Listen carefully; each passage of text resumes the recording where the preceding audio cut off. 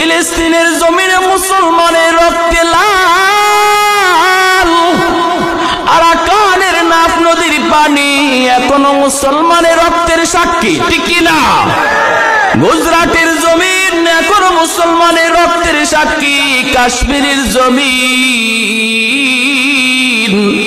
এখনো মুসলমানের রক্তের সাক্ষী হয়ে আছে রে যুবক। এ যুবক, একটু দিলটা নরম করে কথাগুলি শোনো।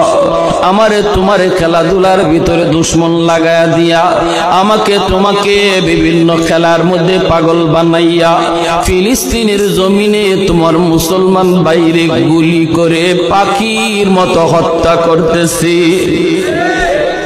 সন্তান বের হয়েছে বাবার ঔষধ নেওয়ার জন্য,